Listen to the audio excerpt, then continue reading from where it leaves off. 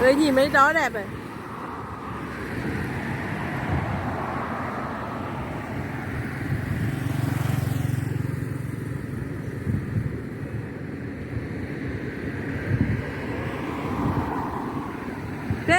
Tết hình như mới bán nhỉ? Hôm nay Tết nó chưa lớn đấy. Tết mà là năm nay chưa lớn, 13 đúng không anh?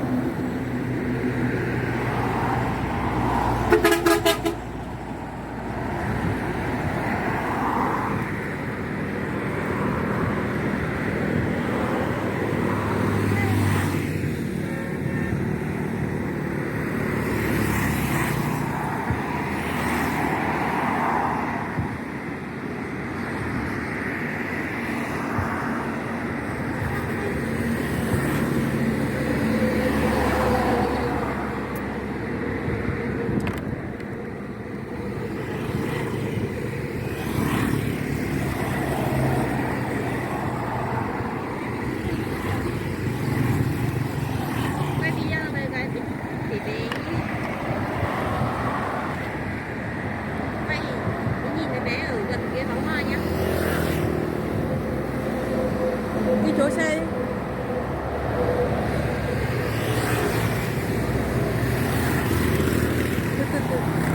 Từ từ cầm ấy.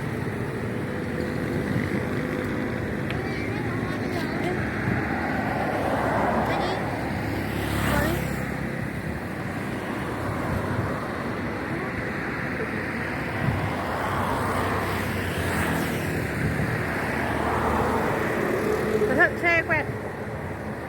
Đi vào gần đấy.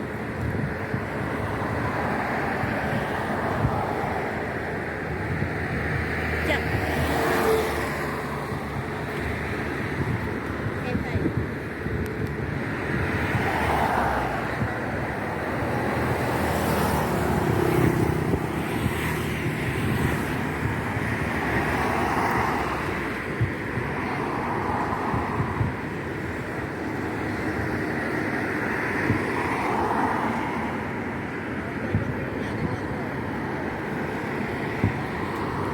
Đi rồi ạ.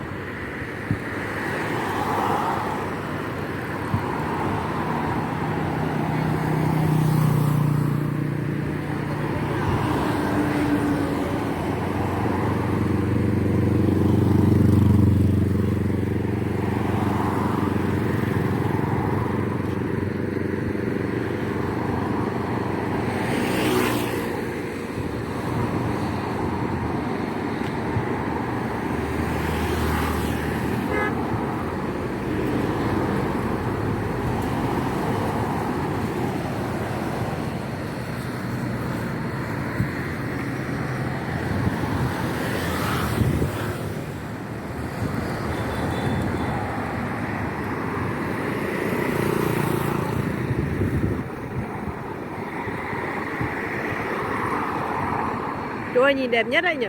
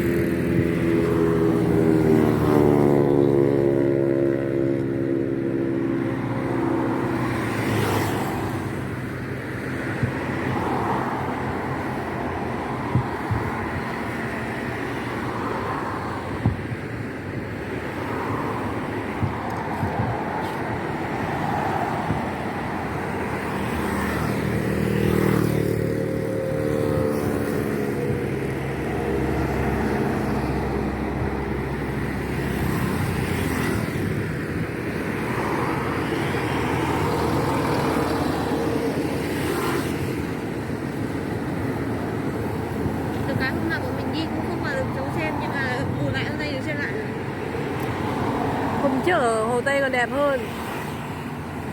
Nó to hơn đấy, pháo hoa to hơn chứ nhỉ? Đây To vẫn đâu. nghe thấy mà, ở đây vẫn nghe thấy mà. Thấy không? Bùm bùm kìa. Wow. Phút thứ 10. Pháo là nó tắt hết rồi đấy. Hết rồi. Đúng 6 phút. Dừng rồi.